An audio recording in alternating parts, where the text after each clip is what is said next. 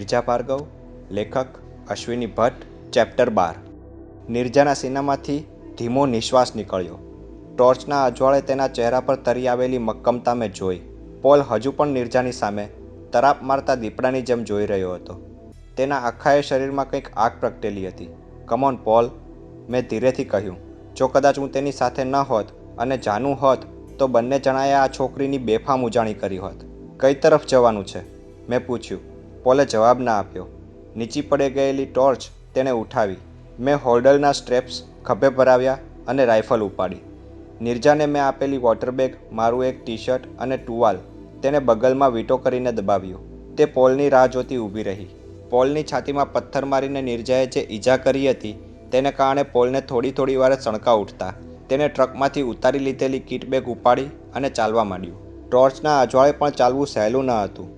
પુરાતન કાળમાં થયેલા કોઈ અજાયબ તાંડવના અવશેષરૂપ પૃથ્વીના ધગધગતા પેટાળમાંથી બહાર ધસી આવેલા તોતિંગ પથ્થરો પહાડના ઢોળા ઉપર બેફામ રીતે વેરાયેલા હતા. પોલ એ બધાથી પરિચિત હોય તેમ આગળ ચાલતો હતો. સાડી, ઝાખરા, મુરમના રગડતા કાંકરા અને મોટા ખડકોમાંથી તૂટી પડેલા પથ્થરો વચ્ચેથી તે રસ્તો કરતો અને ક્યારેક હિન્દીમાં કે ક્યારેક અંગ્રેજીમાં અમને માર્ગદર્શન આપતો આગળ વધતો હતો. થોડી વારમાં તેણે એક ઓઘા પર અમને ચડાવી દીધા હતા. હવે ચાલવું સહેલું પડતું.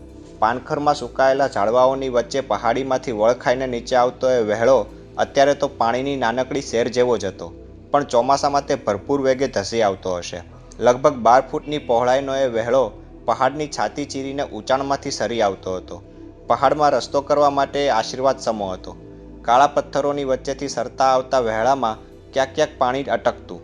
નીતરિયા કાચ જેવા પાણીના નાનકડા ઝરામાં જ્યાં પાણી એકઠું થતું હતું ત્યાં ચંદ્રનું પ્રતિબિંબ પરાવર્તિત થતું અને આજુબાજુમાં થોડો પ્રકાશ રેલાતો. નિર્જાએ એડી વગરના મોકેસીન પહેર્યા હતા, એટલે વારંવાર તેની પગની આંગળીઓ દુખી આવતી, પણ તે હરફ પણ ઉચ્ચારતી ન હતી. તેને લીધે જ મેં પોલને પૂછ્યું, આપણે કેટલે દૂર જવાનું છે? કેમ આટલી વારમાં થાક લાગ્યો સ્ટેશન માસ્તર?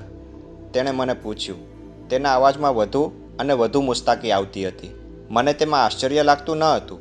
નિર્જાનો સોદો કરવાની મેં જ્યારે પ્રપોઝલ મૂકી ત્યારથી જ તેણે મને ઉલ્લુ સમજી લીધો હશે, કારણ અત્યારે તો બાજી તેના જ હાથમાં હતી. અત્યારે ધારો કે તે મને અવળે રસ્તે ચડાવી દે અથવા તો પોતે જ છુપાઈ જાય તો હું કશું કરી શકું તેમ ન હતો. નિર્જા પણ એ જ વિચારતી હશે. એકવાર પોલ મને આ બોસને હવાલે કરી દે પછી તેને કોઈ ભય ન હતો, અને તેનો બોસ શા માટે મને પૈસા આપે? હું નિર્જાને હેમખેમ ધરી દઉં પછી તેને મારો ખપ પણ શું હોય? આ જંગલમાં એ મને મારીને ક્યાંક નાખી દે તો વાત પતી જાય. આ વાત પણ હું સમજતો હતો, છતાં મેં જોખમ લીધું હતું. માનવીમાં જિજ્ઞાસા જેવો રોગ બીજો કોઈ નથી. નિર્જા શું કરશે અથવા કરવા ધારતી હતી તેની અટકળ મને ન હતી. એક વાત નિશ્ચિત હતી કે તે પણ પોલીસના હવાલે પડવા માગતી ન હતી. નહીં તો અત્યારે તેણે ઘણા પ્રશ્નો ઊભા કર્યા હોત. દાખલા તરીકે તે ત્યારે જ અહીં જ બેસી જાય તો અમારે તેને ઉચકીને લઈ જવી પડે, પણ તે ચૂપચાપ ચાલતી હતી. અરે, જ્યારે તેણે પોલને છાતીમાં પથ્થર માર્યો ત્યારે તે ચોક્કસ તેના માથામાં પણ મારી શકી હોત. મને લાગ્યું કે તેણે કેવળ પ્રતિકારનો દેખાવ જ કર્યો હતો. ગમે તેમ પણ તે કંઈક ઈરાદો ધરાવતી હતી. કદાચ તે પણ મારી જેમ જ વિચારતી હશે. મારે તેની સાથે જેટલી વાતચીત થઈ હતી તે પૂરતી ન હતી. જેમ મારા મનમાં અનેક પ્રશ્નો હતા તેમ તેના મનમાં પણ હશે શું? પણ અત્યારે તો મારી એક જ ઈચ્છા હતી, અને તે પોલ બેડાના બોસને મળવાની. લગભગ 1.5 કલાક અમે એકધારું ચાલ્યા હતા. આખરે પેલો વહેળો પણ મોટા ચટ્ટાન આગળ અટકી ગયો હતો અને અમે જમણી તરફ આગળ વધ્યા. હવે અમારે ઢોળાવ ઉતરવાનો હતો. અમારા શ્વાસોશ્વાસના અવાજો, પગ તળે ચંપાતી તૂટેલી ડાળીઓ અને પાંદડાઓનો ખખડાટ, જંગલની રાત્રિમાં થતા ચિત્ર વિચિત્ર અવાજોથી અમારી આસપાસની એ અંધારી સૃષ્ટિ ગેબી રીતે જીવતી અને ધબકતી લાગતી હતી. પોલ એક મોટા પથ્થરને ફરીને સહેજ વળ્યો. તેની પાછળ થોડાક ડગલા દૂર નિર્જા ચાલતી હતી. પાછળ હું ટોર્ચના પ્રકાશમાં ડગ ભરતો હતો.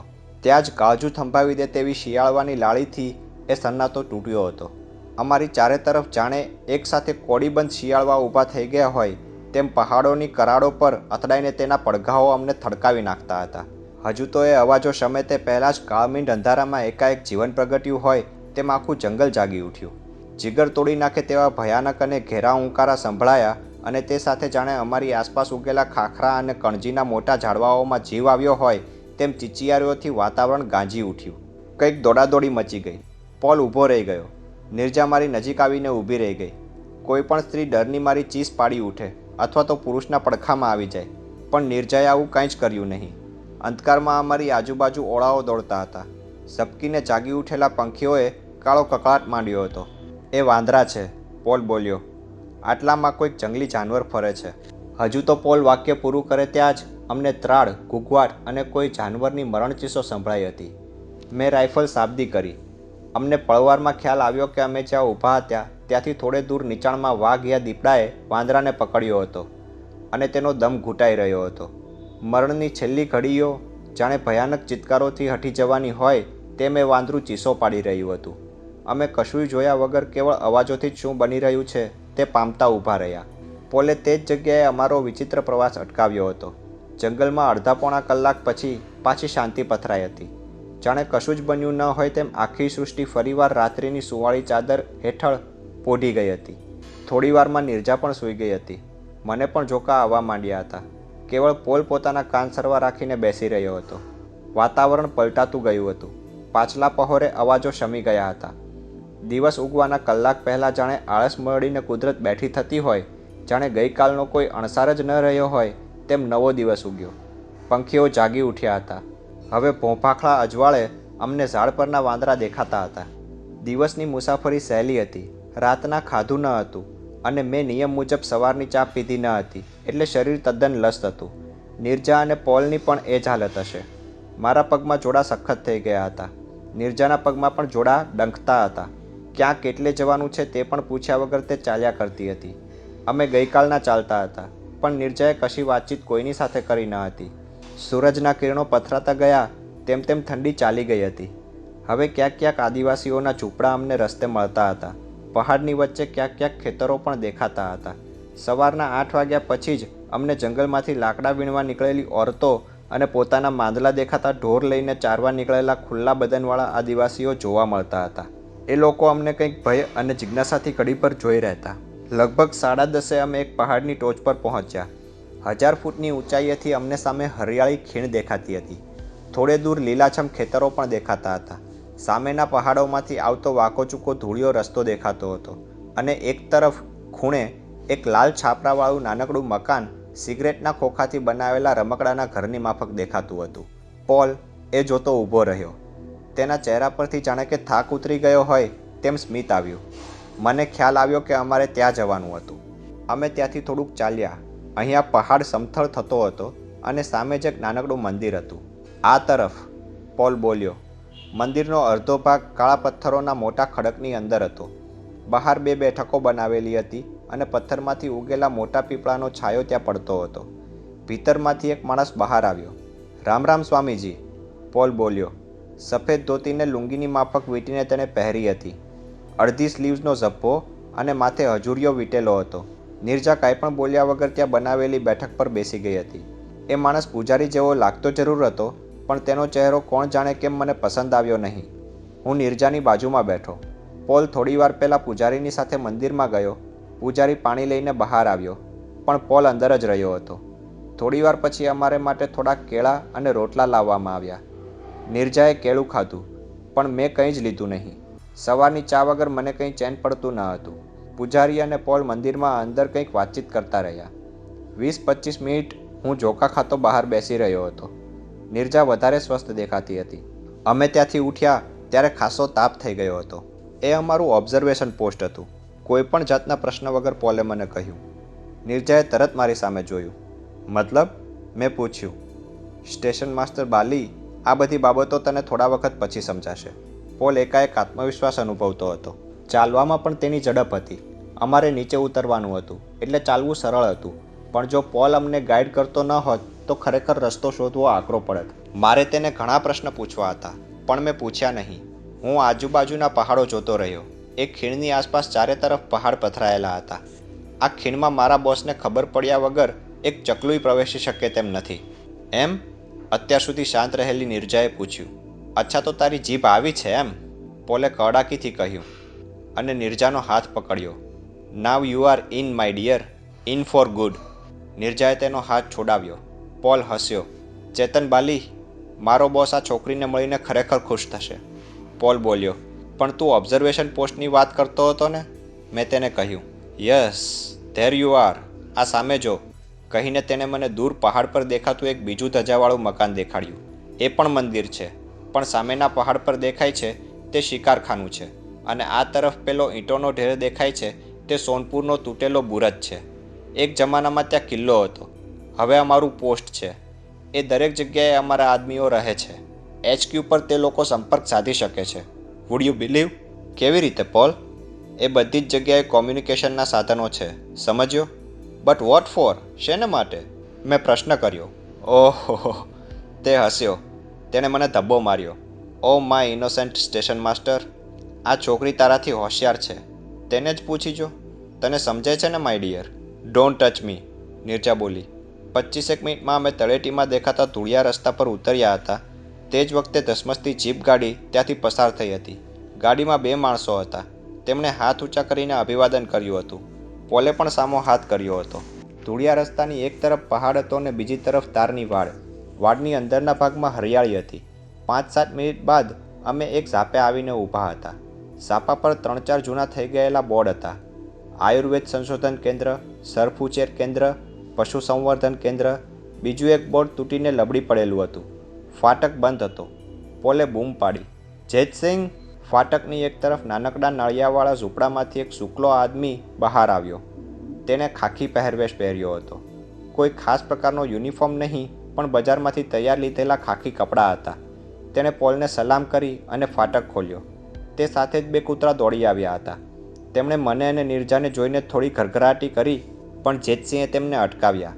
બંને કૂતરાઓ અમને સૂંઘીને પોલ સામે જોઈને ઊભા રહ્યા. ફાટકની અંદર એક રસ્તો વિચિત્ર પ્રકારના જંગલની જેમ વ્યવસ્થિત ઉગેલા ઝાડવાના ઝુંડ વચ્ચે જતો હતો અને બીજો રસ્તો ખુલ્લા ખેતરો તરફ જતો હતો. ઝાપાના ચોકિયાતના ઝૂંપડાની પાછળ એક ખડખડ પાંચમ ખુલ્લી જીપ પડી હતી. પોલ અમને ત્યાં દોરી ગયો. અમને જીપમાં બેસવાનો લગભગ તેણે હુકમ કર્યો. મારા પહેલાં જ નિર્જા જીપમાં બેસી ગઈ હતી. પોલે જીપ ચાલુ કરી અને વાળી. જે રસ્તે ઘેઘૂર જંગલ જેવા ઝાડ ઉગ્યા હતા એ તરફ જીપ હંકારવામાં આવી. મેં ત્યાં પણ એક બોર્ડ જોયું, બોટાનિકલ ગાર્ડન્સ. જીપ 2 ડુંગર વચ્ચેથી બનાવેલા એક રસ્તા પર થઈને એક નાનકડી સપાટ ખીણમાં દાખલ થઈ. પાણીની સુગંધ નાકમાં પ્રસરી તે પછી જ મેં તળાવ જોયું.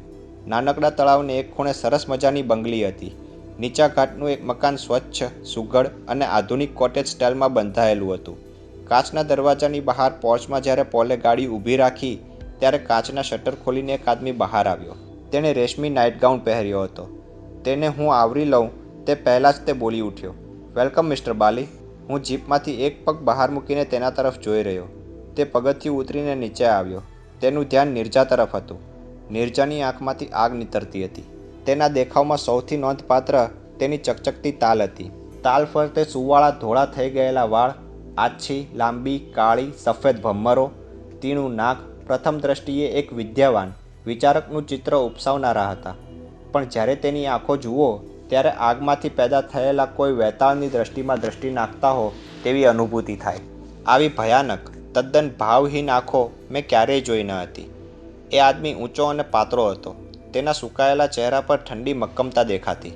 રેશમી, કથ્થઈ રંગના ગાઉન હેઠળ સ્નાયુબદ્ધ એકવડિયો દેહ છુપાયેલો હતો. તેની સાચી ઉંમર કળવી પણ શક્ય ન હતી.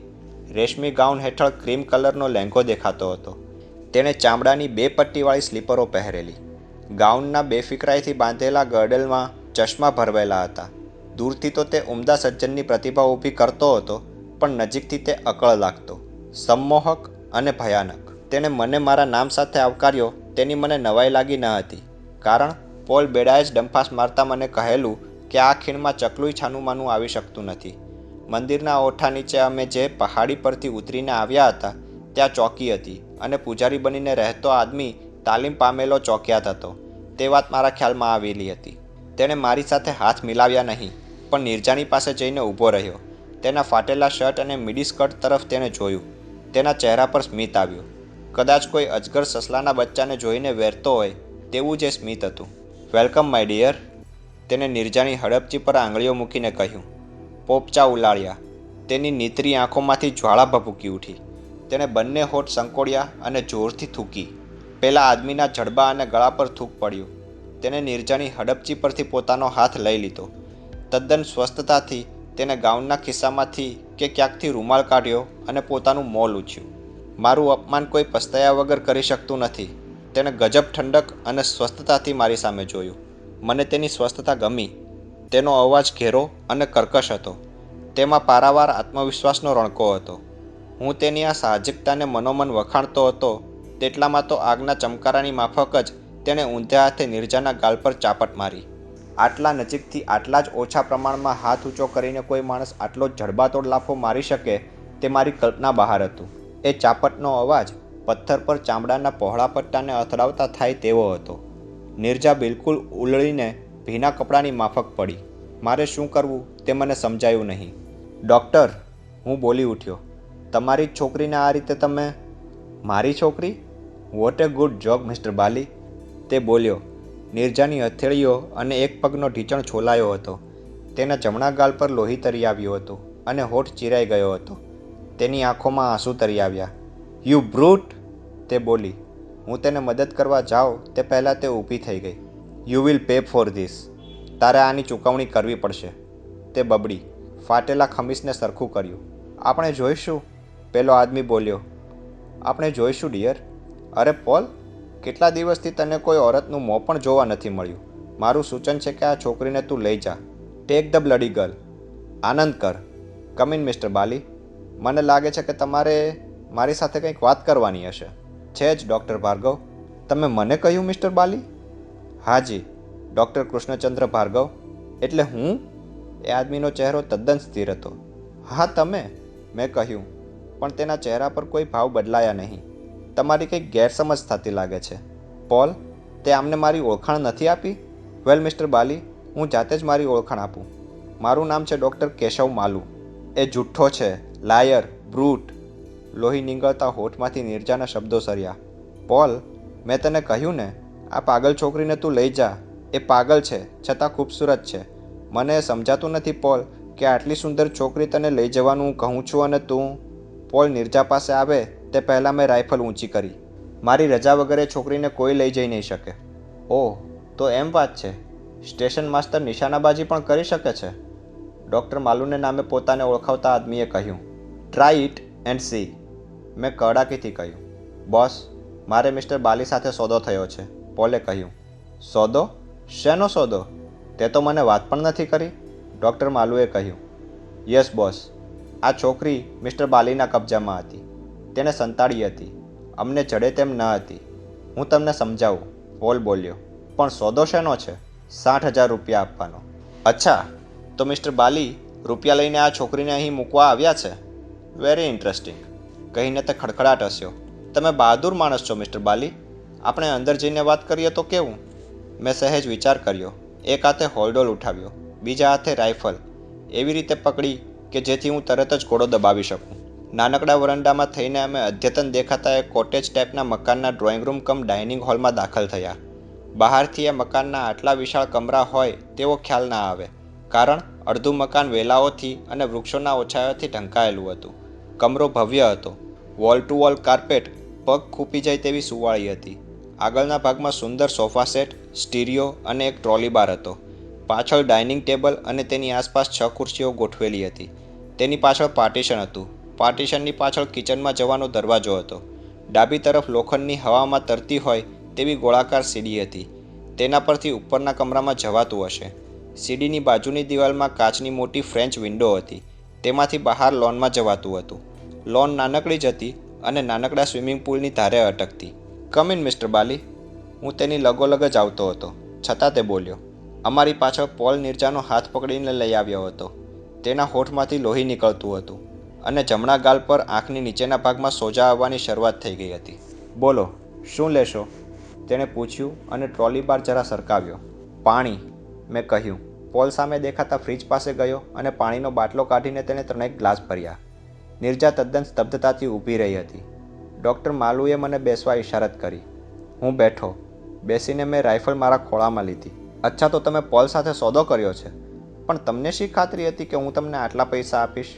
કારણ તમારે આ છોકરીની જરૂર હતી, અને ધારો કે એ છોકરી જ તમને હું આપી દઉં તો? ડૉક્ટર ભાર્ગવ કે ડૉક્ટર માલુ, તમે જે હો તે, એ છોકરી મેં મેળવેલી જ હતી. એટલે તમે આપો તે પહેલાં જ હું તેને રાખી શક્યો હતો. મારે પૈસા જોઈએ છે, મેં કહ્યું. જો પોલે તમને વચન આપ્યું હશે તો તેમાંથી હું છટકી નહીં જાઉં, ડૉક્ટર બોલ્યો. પોલ પાણીના ગ્લાસ લઈને મારી પાસે આવ્યો. તેના એક હાથમાં ટ્રે હતી અને બીજા હાથમાં પાણીનો ગ્લાસ. મારા ખોળામાં રાઇફલ હતી. મારો હાથ રાઇફલ ઉપર જ હતો. બીજા હાથે મેં ગ્લાસ પકડ્યો. બરાબર તે જ વખતે પોલ બેડાએ ટ્રે ઉછાળી અને ફેંકી. મેં રાઇફલ ઊંચી કરવાનો પ્રયાસ કર્યો, તે સાથે ઘોડો પણ દબાઈ ગયો. ભયાનક અવાજ સાથે ગોળી છૂટી, પણ ખાલી ગઈ. બાજુની સોફા ચેરની ગાદીમાં કાર્ટ્રીજ ખૂતી હતી. એની આસપાસ આગનો ડાઘો પણ ઉપસી આવ્યો હતો. પોલ મારા પર પડ્યો હતો અને તેણે એક હાથે રાઇફલની નળી સોફા ચેરની ગાદી તરફ દબાવી રાખી હતી. નિર્જા જ્યાં ઊભી હતી ત્યાંની ત્યાં જ ઊભી રહી. ડૉક્ટર માલુએ જાદુગરની જેમ ક્યાંકથી રિવોલ્વર કાઢી હતી. પ્રતિકાર કરવો નિરર્થક હતો. મારા લમણામાં આસાનીથી ગોળી મારી દઈ શકે તેમ હતો. રિલેક્સ પોલ, તે બોલ્યો. મારા હાથમાંથી પોલે રાઇફલ લઈ લીધી હતી. તે આગો પણ ખસી ગયો હતો. ડૉક્ટર માલુ ખડખડાટ હસતો હતો. બાજી પલટાઈ હતી. હવે ડૉક્ટર માલુ મારી સામે પિસ્તોલ લઈને ઊભો હતો. વેલ મિસ્ટર બાલી, તમે અહીં સોદો કરવા આવ્યા તે પહેલાં તમારે વિચારવું હતું. પોલ, હવે આરામથી આ છોકરીને લઈ જા. Yes boss. વેઇટ અ મિનિટ, આપણે મિસ્ટર બાલી માટે કંઈક પ્રદર્શન યોજીશું, હાથમાં પિસ્તોલ રમાડતા ડૉક્ટર માલુએ કહ્યું. વેલ મિસ્ટર બાલી, તમને એમ હતું કે હું તમને 60,000 રૂપિયા આપીને અહીંથી જવા દઈશ? તમે આ છોકરીને અહીં લઈ આવ્યા છો એટલે હું તમને કંઈક ભેટ તો આપીશ, પણ તે તમે ધારો છો તેવી નહીં હોય. ડૉક્ટર માલુ, મેં કહ્યું, તમે ધારો છો એટલો હું પણ મૂર્ખ નથી. તમે મને 60,000 રૂપિયા નહીં જ આપો તેની મને ખાતરી હતી, પણ મેં જો તેવો સોદો જ ન કર્યો હોત તો નિર્જાને હું અહીં સહી સલામત લાવી ન શક્યત, અને મારે ગમે તેમ કરીને તમારી મુલાકાત કરવી હતી. મુલાકાત કરી લીધી ને મિસ્ટર બાલી, ડૉક્ટરે કહ્યું. હવે મારી મહેમાનગતિ પણ માણી લેજો. ત્યાં જ ટેલિફોનની ઘંટડી રણકી. પોલે ફોન ઉઠાવ્યો. કંઈક વાતચીત કરી. તમારી સાથે ઇન્સ્પેક્ટર કહીને પોલ અટક્યો. વાત કરવા માગે છે કહીને પોલે મારી રાઇફલ ઉઠાવી અને થોડે દૂર મારી સામે તાકીને ઊભો રહ્યો. નિર્જા હજુ પણ કંઈક સ્તબ્ધ થઈને ઊભી રહી હતી. હલો? યસ. વોટ? ડૉક્ટર માલુએ ફોનમાં પૂછ્યું. 1 મિનિટ, તેણે માઉથપીસ પર હાથ મૂકીને કહ્યું. પોલ, આ બંનેને ઉપર લઈ જા. પોલે મને ઊભા થવા ઇશારો રાઇફલથી જ કર્યો. તે પાછા પગલે સીડી પાસે પહોંચ્યો અને એ જ રીતે ઉપર ચડ્યો. ડૉક્ટર માલુએ બજર વગાડ્યું. ક્યાંક અંદરના ભાગમાંથી એક માણસ દોડી આવ્યો. તેને કંઈક સૂચનાઓ આપવામાં આવી. હું દાદર પર ચડીને ગયો ત્યારે મેં એ માણસને બહાર જતો જોયો. નિર્જા પાછળથી અંદર આવી. પોલ કાંઈ ચાન્સ લેતો ન હતો. મારે નિરર્થક હિંમત કરવી પણ ન હતી. થોડી જ સેકન્ડોમાં મને ખબર પડી કે ડૉક્ટર માલુએ પેલા માણસને ક્યાં મોકલ્યો હતો. એ માણસ 2 કાળા ડોબરમેન કૂતરાઓને લઈને આવી પહોંચ્યો હતો. બંને કૂતરાઓને ઉપરના કમરાના બારણા આગળ બેસાડીને પોલ નીચે આવ્યો. ઉપરનો કમરો બેડરૂમ હતો. તેની એક ભીત બાજુએ ગેલેરી હતી. પાછળની ભીતમાં બારી પણ હતી. એ બધું ખુલ્લું હતું. મને આશ્ચર્ય થયું. મને એમ કે અમને એક રૂમમાં પૂરી દેવામાં આવશે, પણ એવું થયું નહીં. જોકે રૂમમાં બેઠા પછી અમને ખ્યાલ આવ્યો કે એવું કરવાની જરૂર પણ ન હતી. બંને કૂતરાઓ જીભ બહાર કાઢીને કથ્થઈ આંખે અમારી સામે ઘડી પર તાકી રહ્યા. તેમાંનો એક રૂમમાં આવીને બેઠો અને બીજો દાદર પાસે બેઠો. હું અને નિર્જા પળવાર રૂમની મધ્યમાં ઊભા રહ્યા. 60,000 રૂપિયા? તે ખડખડાટ હસી. કૂતરાઓએ થોડો ઘૂરકાટ કર્યો. 60,000? ઓહો હો, તારા જેવી મૂરખ છોકરી મેં જોઈ નથી. અહીં આવ્યો ત્યાં સુધી મને એમ હતું કે તું કંઈક બાફીશ. મેં કહ્યું. એટલે? ઓહ નિર્જા, તને એમ લાગે છે કે હું મૂરખ છું? તને એમ લાગે છે કે મને એટલી અક્કલ નથી કે 60,000 રૂપિયા લઈને આ જગ્યાએથી આ ડૉક્ટર માલુનો બચ્ચો મને જવા દેશે? મતલબ ઓહ ગોડ છોકરી, જો મેં આવું ન કર્યું હોત તો પોલ બેડા મને અહીં લાવ્યો હોત ખરો? એટલે તું કહેવા શું માગે છે? નિર્જાએ પૂછ્યું. મેં તેને કહેવા માંડ્યું. તે સ્તબ્ધ થઈને સાંભળી રહી. તેની આંખોમાં ચમક આવી. તેના હોઠમાંથી લોહીની એક નાનકડી શેર નીકળીને હડપચી પર ઠરી ગઈ હતી. મારાથી કહેવાઈ ગયું. નિર્જા, હું તને ચાહું છું. નિર્જા, હું તને મારી જિંદગીથી અધિક ચાહું છું.